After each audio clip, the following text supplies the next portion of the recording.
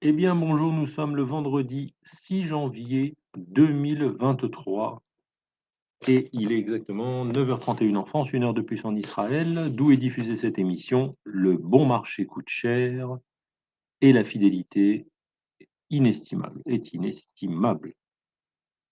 Donc, je ne sais pas si vous avez remarqué, quasiment les mêmes, ceux qui pleurnichaient pendant la PANDEMI. On veut des aides de l'État, on veut des aides de l'État, les commerces non essentiels, et cetera. Tous ces espèces de crevards à chialer, heu, au lieu de payer, ils payent leurs impôts, ils en sont fiers, et cetera. Ils engraissent le monstre qui les dévore. Je répète, les crevards qui se plaignent passent leur temps à engraisser le monstre qui les dévore, avec à sa tête Emma Seroën et la sorcière de l'Élysée, cette espèce de vieille pourriture. Et donc maintenant, il y a l'histoire de l'énergie: «Oh, on va fermer notre boulangerie. Oh, je vais perdre mon machin, gna gna gna gna gna gna. Ma facture d'électricité est multipliée par 10. J'avais 800 €, maintenant j'ai 8 000, 12 000, 20 000» et ils vont chialer chez qui? Chez le monstre qui les dévore encore une fois. Ah là là, quelle bande de sales pleureuses. Non, mais c'est vraiment les esclaves ça, hein.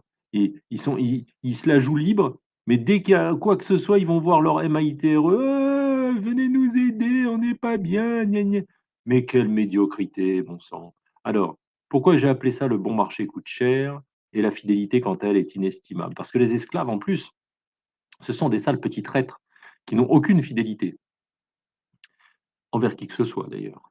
Alors, vous savez, je ne vais pas rentrer dans les trucs techniques, il y a tous les petits youtubeurs de merde qui se la jouent, ingénieurs en électricité comme ils se la sont joués, grands savants épidémiologistes, à l'époque de la PN2MI. Je vais faire simple et tout ça vous pouvez le vérifier par vous-même. Vous savez que EDF a ce qu'on appelle un tarif réglementé. C'est-à-dire que vous faites votre contrat avec EDF. Alors c'est vrai que EDF a toujours été un peu cher, notamment quand, il y a eu l'ouverture à la concurrence, je crois que c'était en 2016.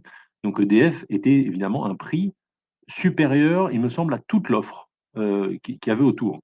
Vous savez, les Total Energy, les Engie, les je sais pas quoi, tous les alternatifs, comme on dit. Et alors qu'est-ce qu'ils ont fait, quand il y a eu les commerciaux qui sont venus voir les petits boulangers? Et les machins. Alors que les boulangers, ils sont pétés de thunes, hein, c'est boulanger, garagiste, pompes funèbres. Ça, c'est, les commerces qui marchent le mieux, les seuls qui sont capables de faire de la pub. Donc normalement, ils ont de la trésorerie, ils sont pas à la ramasse. Eh bien, il y a un petit commercial alternatif qui est venu et qui leur a dit: «Nous, on peut vous faire payer l'électricité moitié moins, voire des fois, 25 moins, et cetera, que EDF». Alors ils montraient les factures EDF: «Voyez, nous, on vous fait ça, on vous garantit ça, nin Eh ben, ces ordures, les boulangers, ils ont laissé tomber EDF avec le tarif surréglementé. C'est-à-dire, ça veut dire que quelle que soit, guerre en Ukraine, pas guerre en Ukraine, crise énergétique ou pas, EDF maintient un tarif réglementé, c'est-à-dire un tarif fixe.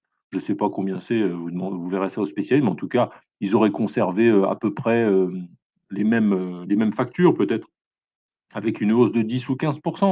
Voilà, parce qu'EDF est assez cher, mais ils auraient jamais eu des factures multipliées par 10 ou par 20. Donc ils ont signé des contrats soi-disant bon marché, c'est pour ça que j'appelle ça le bon marché leur coûte cher, bien fait pour leur gueule et ils ont signé, ils ont laissé tomber EDF, ils n'ont pas été fidèles, d'accord? Ils n'ont pas été fidèles, je le répète, à leurs fournisseurs, historiques, on va dire et ils ont été donc chez Tartampion, et cetera, et cetera. Et quand Tartampion leur nique la gueule maintenant, en leur disant: «Maintenant vous casquez 20 000 €, 15 000 € et cetera», ils sont là en train de pleurnicher: «Gni gni gni». Mais tu avais qu'à rester chez EDF, gros connard! C'est tout. Tu aurais été fidèle à celui qui t'a toujours apporté l'électricité. OK, les c'était de la qualité, tu payais peut-être, c'est vrai, plus cher que beaucoup plus cher même que ce que les autres te proposaient, mais au moins tu avais la sécurité. Tu avais la garantie. Que justement, du jour au lendemain, ça allait pas c'était pas, on va dire, des contrats de cavalerie avec, des augmentations comme ça qui peuvent exploser, en 6 mois ou en 3 mois.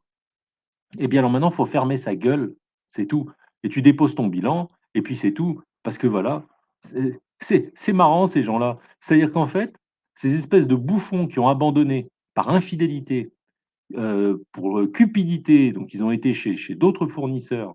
Ils ont trompé donc, EDF. Ils l'ont laissé tomber comme un bonhomme laisse tomber, sa femme pour, une jolie petite nymphette. Et ben la petite nymphette, elle leur a mis bien profond. Voilà, voilà, parce qu'en fait, c'était une petite nymphomane et c'est exactement ce qui se passe et maintenant ils doivent casquer et donc alors, ils sont là, les irresponsables là, les boulangers, les machins. C'est pas bien». C'est comme s'ils allaient au casino. Ils ont été au casino, ils ont mis leur fortune sur le rouge, tout le rouge et le noir tombe et ils pleurent et ils font la grève devant le casino, «On veut notre argent, on veut notre argent». Mais du con, fallait pas jouer tout ton pognon sur le rouge. C'est le but du jeu. Tu as perdu, alors il est content. Il veut bien jouer que s'il gagne. Non mais c'est bande de blaireaux, va. Enfin voilà. Moi, ça me fait bien rigoler, je peux vous le dire, à plusieurs milliers de kilomètres, hein, 3 200 ou 3 300 kilomètres, de voir tous ces espèces de crevards irresponsables et puis je dis bravo par contre à ceux qu'on n'entend pas, qui ont été fidèles, qui sont restés chez EDF et attention, moi j'ai pas d'action chez EDF, je m'en fous, hein, c'est une question de principe la vidéo, hein. C'est-à-dire qu'il vaut mieux être fidèle dans la vie, voilà, c'est ça la conclusion. La fidélité est inestimable. Lorsque vous êtes fidèle, à quelqu'un, ou à une entreprise, à n'importe quoi, loyal, eh bien, c'est inestimable, ça n'a pas de prix. C'est une sécurité, une confiance, ça n'a que des vertus. Alors, il est vrai que parfois, en maté ça peut-être, il peut y avoir des contraintes des fois, pourquoi pas financières, peut-être vous allez payer plus cher. C'est comme quand vous achetez une belle paire de chaussures, je sais pas, moi je dis une bêtise, Nike de qualité, vous allez peut-être la payer, 120 €, mais la paire, elle va durer 10 ans ou 15 ans, je sais pas. Et si vous achetez une petite paire de chaussures qui ressemblent pareil, vous allez l'acheter à peut-être 50 €, donc 2 fois moins cher, mais l'année d'après, elle est toute trouée, toute dégueulasse. C'est ça le bon marché coûte cher. Vous croyez avoir fait une affaire, mais au bout d'un an, votre chaussure, vous devez en racheter une. Du coup, ça vous refait 50 € et 50 €. Donc en 3 ans, vous avez payé 150, alors que celui qui a acheté les Nike, lui, en 3 ans, ses chaussures, elles sont comme neuves. Vous voyez? Bah, c'est exactement pareil, c'est ça la fidélité. La fidélité à la qualité, la fidélité au bon choix. Lorsque vous avez fait un bon choix et que vous vous rendez compte que le service est là, qu'il n'y a pas de coupure, que tout se passe bien, que vous avez un service client et cetera, eh bien, il faut se dire: «Voilà, moi je paye, mais moi j'ai la tranquillité d'esprit, j'ai la sérénité, la quiétude». Voilà, d'avoir le service, que je demande. Eh ben non, ils ont voulu, ils se sont laissés séduire par des -30, des -40 et cetera et maintenant bam, retour de boomerang dans la gueule, retour de flamme comme on dit et ils vont pleurer chez Emma Seroën, leur bourreau. Voilà, parce que c'est lui qui a niqué tout le monde encore une fois, hein. Renseignez-vous, depuis 2016 et les couplages qu'ils ont fait avec le gaz, avec ceci, cela, tous les fournisseurs alternatifs, dépendent de l'État. Enfin, je crois que l'État est actionnaire, donc en fait, c'est l'État qui se gave. Tous les gens se disent: «Ah, c'est la faute aux fournisseurs d'énergie. Ah, c'est la faute aux producteurs, nin c'est oui, aux producteurs qui ont fixé les prix, mais en l'occurrence, ici, c'est l'État. Hein, c'est pour ça que là, il est en train de se la jouer Père Noël en disant: «On va assurer 40». C'est normal, c'est eux qui volent le pognon. D'accord? Ils ont fait leur petite magouille et ils ont bien niqué tout le monde. C'est un peu comme, vous savez, quand on est passé à l'euro, hein, la monnaie, unique dégueulasse là, et ben ça a permis de rafler tous les bas de laine que les gens avaient planqués, dans leurs oreillers. Voilà, ils ont été obligés de ramener tous leurs francs et ça a permis de savoir exactement l'État à l'euro, au centime près, combien les Français avaient de pognon.